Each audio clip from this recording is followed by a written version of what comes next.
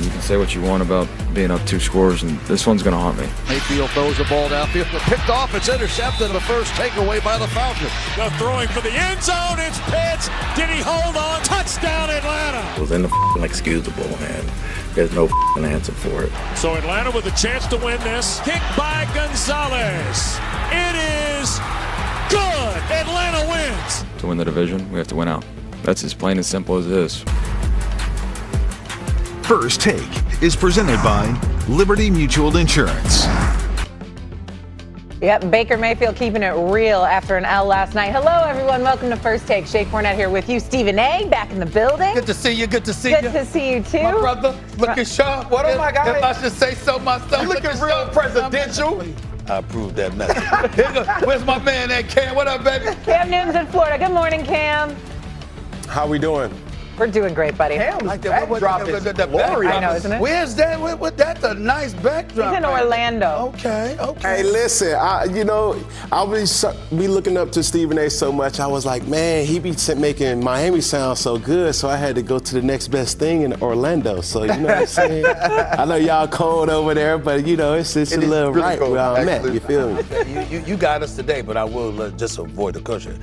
Orlando ain't better than Miami. Okay. Let's get that out. You said second best. Okay, great. In Florida, right? Come on, bro. Speaking of Florida, let's go to Tampa Bay, right? The Bucs were up 14 points in the fourth quarter last night against the Falcons at Raymond James Stadium and then collapsed, losing to Atlanta on a walk-off field goal.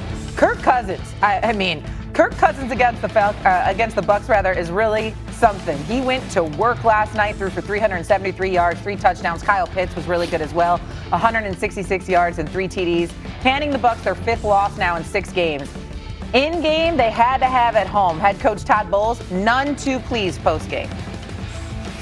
It's inexcusable. You don't make excuses. You gotta care enough where the hurts. You gotta care enough where the hurts. It gotta mean something to you. It's more than a job. It's your livelihood.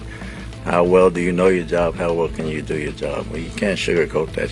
It was inexcusable, and there's no answer for it. There's no excuse for it.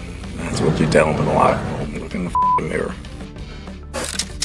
All right. I said he was none too pleased, and that might have been sugarcoating even a little bit. We'll get to the division in a minute, but let's focus in on the Bucs here last night, and obviously that post-game presser from Todd Bowles. We are not accustomed to hearing this soft-spoken. Usually, when a microphone is in front of him, Todd Bowles have that many beeps on air. So, Stephen A., your reaction to Todd Bowles' press conference last night? I was somewhat shocked. I've known Todd Bowles for years, ever since he was with the New York Jets. Got a lot of love for him. I've never heard him speak like that in my life. Ever. He does not talk like that. That's not him. And it just really, really illuminates the level of disgust he feels with his own team. You are the Tampa Bay Buccaneers. You're the Falcons, rather. And you're facing a 3rd and 28 on your final drive. And what do?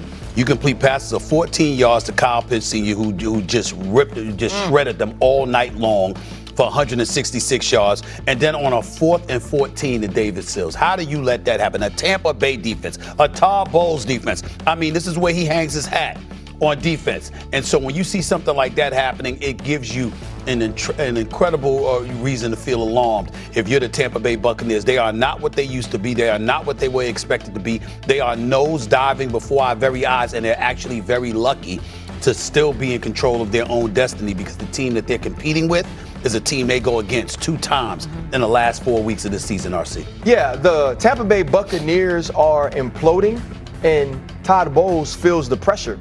Todd Bowles don't talk like that. No. If you ever been around Todd Bowles in private, Todd Bowles doesn't talk like that. We're talking about a man with a mild-mannered demeanor that even when upset, even when correcting players, is respectful, is soft-spoken, is someone who approaches things in a very measured manner.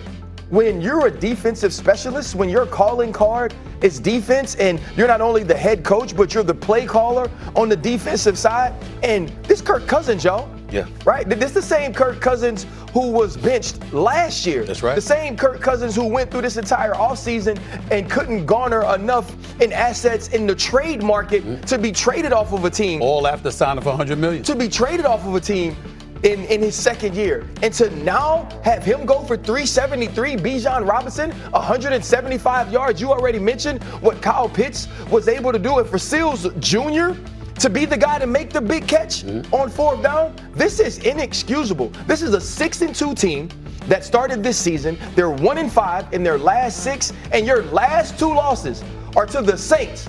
Nothing to play for. The Falcons, nothing to play for at home in Tampa. Inexcusable, exactly like Todd Bowles said. Exactly, when you have a lead in the 4th quarter, too. Go ahead, Cam Newton. I'll say this. I mean, this is basically Todd Bowles saying the pressure is being turned up around him, up under him, and he understands the sense of urgency that he has to coach with as well as his team has to play with. I mean, it's evident. You mentioned the 3rd and 28, but also I'll have you reminded about this fact. This was the first time all year that you had Emeka and Juba, you had Chris Godwin, and then you had Mike Evans as well. These guys were supposed to give you the boost that you was in dire need of searching for all season. And Todd Bowles knows that. He knows that, we were supposed to be the favorite to win the NFC South. If we find a way to squander this opportunity, it's not going to be good for his coaching stability. So therefore, when you have these type of outcries or outpours, these are the reasons why. And it's no reason why, he has turned to that version of himself because of the frustration. Falcons overcame 19 penalties. Yes. For 125 yards. On top of what Bijan Robinson did, on top of what Kirk Cousins did, you did penalize yourself 19 penalties for 125 yards, and you still win this game on the road with a 14-point deficit in the 4th quarter. It's moments like that when a coach loses his job. And I hate that we're talking about Todd Bowles in that fashion, because the way he sounded with the players, like, look in the mirror and understand this ain't your job, it's your livelihood. This is how you pay your bills. Have some more pride, et cetera, et cetera. Those are direct shots. So even outside of the cussing, outside of the profanity, the kind of things that he said was an attack against their manhood, which means they're showing they ain't being the men they supposed to be as professionals, because Todd Bowles would never ever talk about them like that. He would never do that unless it was warranted. He said the quiet part out loud. Right, the things that we normally keep in the locker room have now spilled over into the media. And that's what happens when you lose 5 of 6. Remember, Stephen A., Shay, Cam, we were talking about Baker Mayfield winning the league's MVP through the first half of the season. Now there are no longer those discussions because his team can't finish football games. The Buccaneers also have a Kirk Cousins problem. They do not know how to slow that man down. I am sorry. Their last 3 games, Kirk Cousins against the Buccaneers, he has like 1,200 yards. He's undefeated, 11 touchdowns, 1 interception. They have no idea how to slow Kirk Cousins down. That in itself is an issue if you have to face him more than one time a year. Let's go now to the division, though. The Buccaneers trail the Carolina Panthers in the NFC South after dropping back-to-back games in the division. We already talked about that, right? To the Falcons and to the Saints. Do we still believe, though, that the Bucs can actually win the NFC South amidst this free fall? What do you think?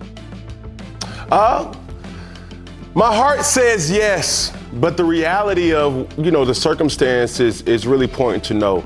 But the thing about the Buccaneers that they do have, as Stephen A. had mentioned, they do control their own destiny, and understanding that they do play the Carolina Panthers